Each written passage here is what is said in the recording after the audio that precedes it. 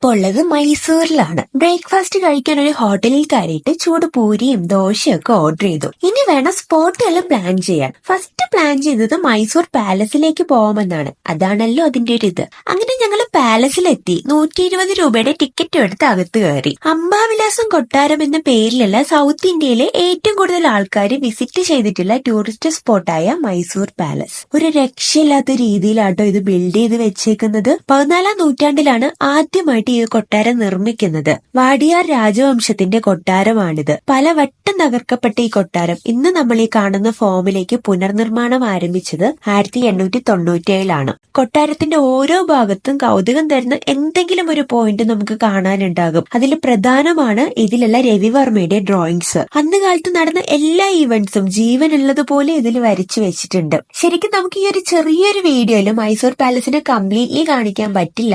ഈ വീഡിയോ കാണുന്ന ഒട്ടുമിക്ക ആൾക്കാരും മൈസൂർ പാലസിൽ ഒരു വട്ടമെങ്കിലും വന്നിട്ടുണ്ടാവും. പക്ഷെ ആരെങ്കിലും ഇതുവരെ ഇവിടെ വിസിറ്റ് ചെയ്തിട്ടില്ലെങ്കിൽ ലൈഫിൽ ഒരു വട്ടമെങ്കിലും വിസിറ്റ് ചെയ്യാനുള്ള മസ്റ്റ് വിസിറ്റ് സ്പോട്ടാണിത്.